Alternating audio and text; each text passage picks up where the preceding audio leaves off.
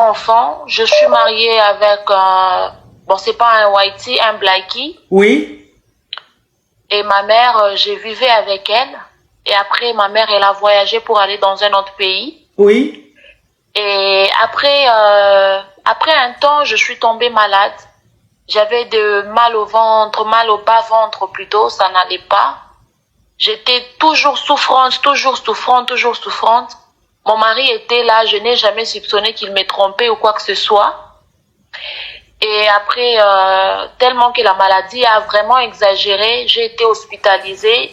Arrivée à l'hôpital, on m'a fait des examens, des échographies. Et les docteurs ont vu que ma matrice à moi, elle n'est plus vivante. Elle est déjà abîmée. Il paraît-il que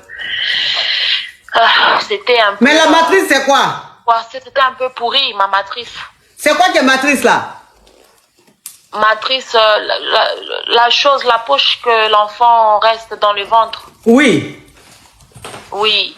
Et donc, voilà, on m'a opéré. On m'a bien opéré, tout s'est bien passé.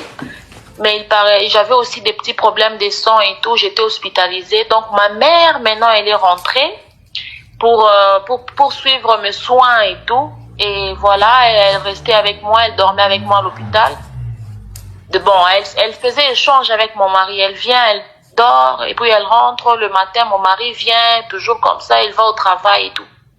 Mais ma coach, ce qui est plus grave, c'est que je suis dormie, je suis dans la salle à l'hôpital, je suis dormie, sous perfusion. Eh, ma chérie, tu vas pas laisser sous perfusion là? Eh, pourquoi tu fais ça? Depuis là, tu es en train de parler, ma chérie. Mon cou est devenu girafe. Juste quand je veux perforer l'écran. Tu es sur perfusion, je suis couché sur perfusion. Tu vas pas nous épargner sur perfusion, s'il te plaît, passe à l'essentiel. Oui, tu étais couché, et puis? Voilà, je suis couchée et à mon réveil, je trouvais ma mère et mon mari en train de mougou.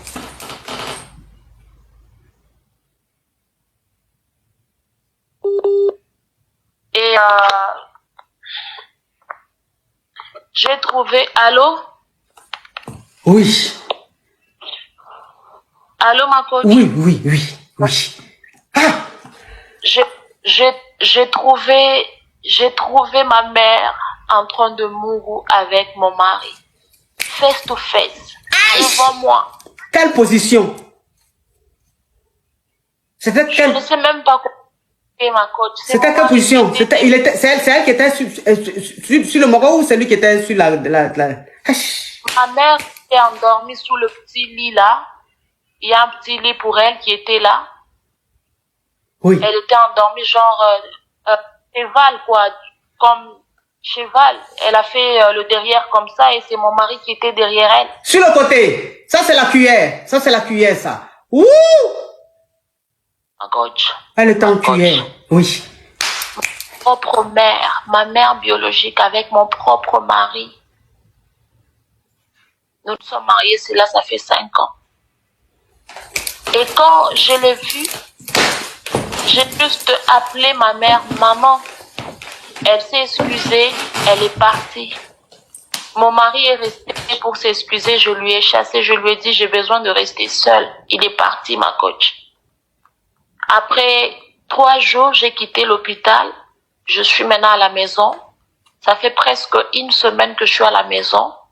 Je n'ai rien dit, je n'ai rien demandé, je n'ai expliqué à personne. Je suis là, je ne sais pas quoi faire, ma coach. J'ai pas de solution. Dois-je demander un divorce? Dois-je refuser ma mère? Dois-je quitter mon petit? Mais ma chérie, à tout à l'heure, chérie. Tu travailles bien, d'accord? Maman t'aime. Mais j'ai dit, ma chérie, attends. Je vais récapituler pour que les caviars puissent comprendre l'affaire. Parce que là, maintenant, mon fils est parti, donc la maison est libre. Je suis maintenant plus à l'aise. Tu es marié, ça fait... Oh, espèce, thank you so much, I love you, you are very, very good. Oh, ça c'est Suzanne. Thank you, Suzanne. You are very, very good. Donc, ma chérie, tu es mariée et ta maman, dans le pays où tu es marié là, ta maman était avec vous, après elle est partie. Oui, Elle a voyagé, elle est rentrée au pays où je ne sais quoi. Maintenant, tu es tombé malade. Quand tu es tombé malade, tu as été hospitalisé. Tu as un problème d'enfantement. Un problème d'enfantement, ça veut dire que la poche qui contient l'enfant s'est infectée. Donc, on t'a gardé à l'hôpital pour t'opérer. Donc, comme tu étais fatigué, ta maman est venue pour rester avec toi, pour t'aider. Oui, donc, ça veut dire que ta maman et ton mari alternaient la garde. C'est-à-dire que ta maman venait souvent rester avec toi. Le lendemain, c'était ton mari. Donc, les deux, comme ça, s'échangeaient pour s'occuper de toi. Voilà. Ok. Ça. Maintenant, ça veut dire que, étant à l'hôpital là-bas, là, à quel moment tu as vu ton mari et ta maman Mougou? Ou bien je n'ai pas bien suivi la partie là. C'est-à-dire, c'était un soir vers 18 h. C'est quand mon mari rentre du travail pour venir me rejoindre et que ma mère doit rentrer à la maison pour se reposer. Oui. Et moi, je dors. Alors, quand mon mari est arrivé, ils ont fait ce qu'ils ont eu à faire. Quand je me suis réveillée, je les ai trouvés en pleine action. Dans l'hôpital là? Dans l'hôpital, dans ma chambre d'hôpital. Quoi? Toute nue. Attends. Donc, ça veut dire que ta maman et ton mari s'échangeaient la garde. Donc, ce jour-là, ta maman était là et ton mari est venu. Mais ta maman n'était pas encore partie. Et toi, comme tu étais fatigué, tu as dormi dans ton lit. Mais ça veut dire qu'il y a un petit lit dans ta chambre d'hôtel c'est là ton mari dort ou bien ta maman dort. Donc, quand ton mari est venu, ta maman était là, elle n'était pas encore partie. Et toi, tu étais fatigué, tu dormais. Donc, c'est sur le petit matelas là, dans la chambre là, de l'hôpital là, sur le petit matelas là, dans ton sommeil, tu t'es réveillé, tu vois ta maman et puis ton mari en train de mougou. Voilà. En pleine action, nu, sans rien. C'est mon mari qui avait juste sa chemise, je sais pas, sa chemise sur lui. Ma mère était comme ça, en joie.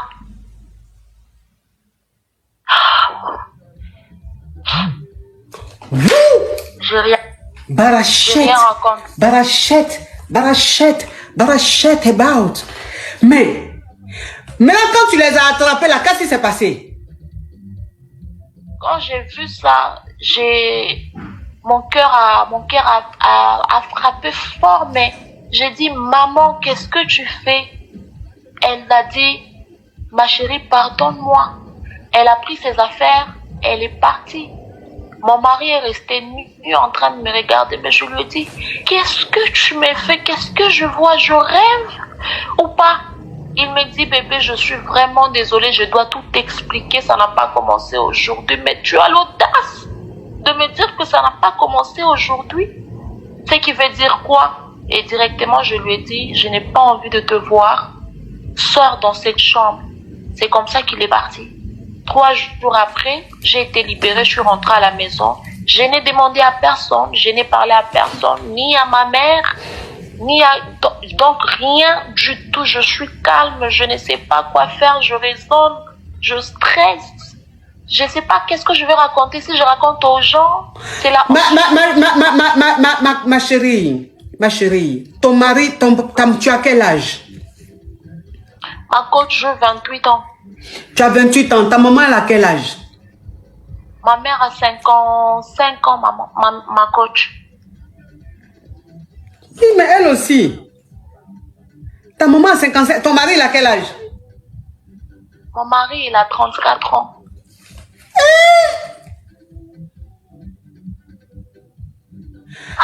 Toi, tu as 28 ans, ton mari a 34 ans, ta maman a 55 ans. Oui, ma coach.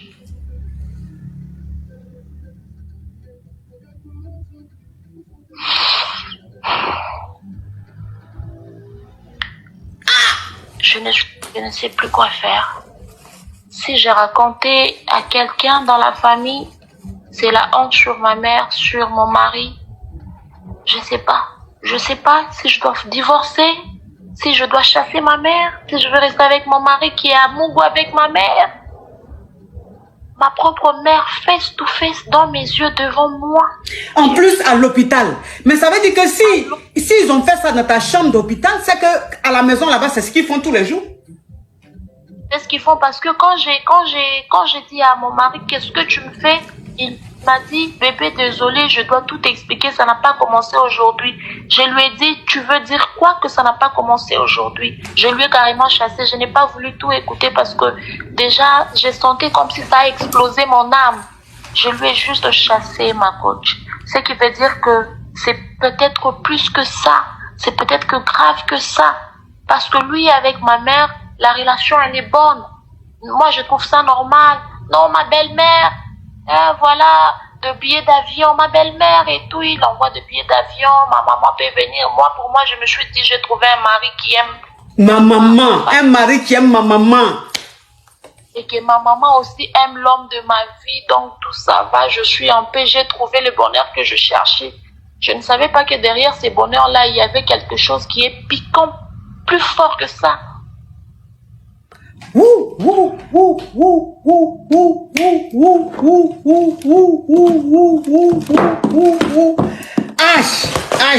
H, ma chérie, tu me permets de me parfumer? D'accord, ma coach. Oui. Parce que l'histoire est rocambolesque, digne d'un film de traumatisme. Tu comprends un peu? C'est un film tourné quelque part chez Lucifer. C'est chez Lucifer seul qu'on peut avoir ce genre d'idée et ce genre de pensée pour faire ça à son propre enfant, son sang. Aïe! Où est le trou? Maman.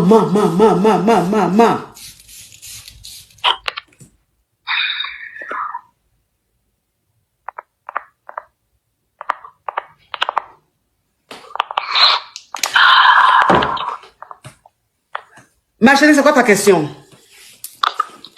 Ma question, je ne sais pas, ma coach. Dois-je divorcer avec mon mari? Ou bien dois-je rester avec ma mère et cacher cette sale idée? Ou bien, je ne sais pas, dois-je chasser ma mère? Bon. Rester avec mon mari qui est amoureux avec ma propre mère qui va encore me mourir, moi? Ou bien je divorce, ou bien je le chasse et tous deux, je reste seule pour toute la vie. Les questions que je me pose, je n'ai pas d'idée. Je ne peux même pas expliquer ça à quelqu'un parce que c'est une honte. Pour mon foyer, ma vie et ma famille et ma maman et mon mari, qui est toujours respecté, pour moi c'est l'homme parfait. Ma chérie. Ma chérie. Ce que tu expliques là, est d'une gravité énorme. Ce que tu expliques, c'est d'une gravité énorme. Ça veut dire que les deux personnes en qui tu as confiance, tu as le plus confiance sur cette terre t'ont trahi. Ta maman, ta mère biologique, celle-là même qui t'a donné la vie, celle-là même qui est ton Dieu sur cette terre-là, t'a trahi. Parce que depuis très longtemps, ta maman mougou avec ton mari. Excuse-moi, vous êtes vous êtes de quelle nationalité? Bon, ma mère, elle est de la nationalité congolaise. Mon père, il est angolais. Angola. Ok, donc tu es métissée, tu es angolaise, congolaise. Oui. D'accord. Ton mari, il est congolais ou bien il est d'où? Il est congolais. Ok, d'accord. Ok, merci ma chérie. Donc ça veut dire que ta maman t'a trahi. Ça veut dire il y a très longtemps que ta maman mougou avec ton mari.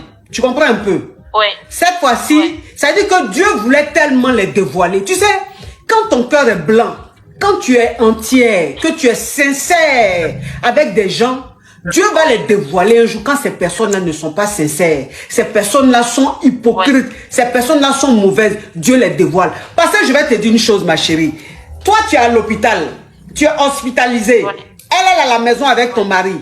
Qu'est-ce que ça leur coûtait d'attendre de rentrer à la maison pour Mougou? Ça leur coûtait quoi? Pourquoi est-ce que ce jour-là, ils n'ont pas pu se retenir? Et comme tu étais en train de dormir sur ton lit d'hôpital, ils ont cru que tu étais fatigué, tu allais dormir, ils allaient faire ça vite fait. Mais ils étaient en train de faire dès qu'ils ont commencé, Dieu a ouvert tes yeux et tu les as vus. Donc c'est Dieu qui voulait te montrer le visage de tes ennemis. Moi je dis nos mamans sont nos dieux sur cette terre. Mais quand nos mamans veulent nous montrer qu'elles ne sont pas nos dieux sur cette terre, on va les traiter comme nos ennemis. Ça veut dire que ce que ta maman a fait là, tu ne peux pas lui pardonner. Tu ne peux pas.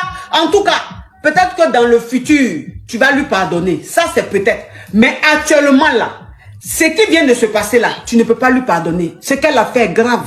Et en plus, ta fille est dans un état. Ta fille est très malade. Ça veut dire que ta fille est dans une situation où peut-être même qu'elle n'aura pas d'enfant. Toi, la maman, ça ne t'inquiète pas. Rien du tout. C'est le bangala du mari de ta fille qui t'intéresse. C'est avec ça? Non. Donc, ma chérie, ta maman, elle n'a qu'à partir de chez toi. Elle n'a qu'à partir de chez toi. Elle n'a qu'à se démerder. Elle n'a qu'à quitter chez toi. Ton mari, tu demandes le divorce. Exactement. Ton mari, tu demandes le divorce. C'est bon. Parce que là, où tu es là même ton problème, où tu es là même ton problème de santé même que tu as, où on doit enlever une partie de cette trompe, c'est une trompe, c'est ta trompe qu'on doit enlever. On a déjà enlevé, je n'ai plus rien. Mais Dieu merci, j'ai fait 2 enfants. Ah d'accord, tu as déjà 2 enfants. Oui. Tu as 2 enfants là, c'est avec ton mari ou bien c'était avant ton mariage? Avec mon mari. Vous avez 2 enfants? Même qui m'avait même défloré, même c'est lui. C'est lui-même qui t'a déviagé? Oui. Peut-être que, il pensait que peut-être qu'avec les injections qu'on m'a injectées, peut-être que, parce que ça m'est drogué un peu. On t'apporte la famille, on t'apporte la famille. Bravo, on a plus d'1 million. Bravo, on t'apporte.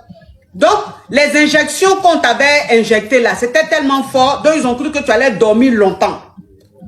Voilà. Parce qu'à chaque fois que quand je dors vraiment longtemps. Peut-être qu'ils le font même. Ils le font même à chaque fois. Parce que quand je dors terriblement. Parce que le saignement qui sort là est vraiment... Mais là, je remercie Dieu que ça va, mais c'est stressant. Je suis stressée, ma coach. Je me demandais, soit je les chassais tous 2 de ma vie, comme ça je serais en paix. Et puis je les oublie, ma coach. Parce que il faut garder mes enfants. Je ne peux pas continuer dans ces bêtises-là. Tu peux pas. Comment je veux la regarder dans... Non, mais c'est même pas... C'est-à-dire que c'est même pas possible. C'est même pas possible. C'est-à-dire que tu ne peux même pas rester avec cet homme-là. Parce que un homme qui a mougou avec ta maman, maintenant que tu sais qu'il mougou avec ta maman, tu peux jamais même te coucher quelque part avec lui et puis il va te toucher, ma chérie. Tu vas ressentir du dégoût. Tu vas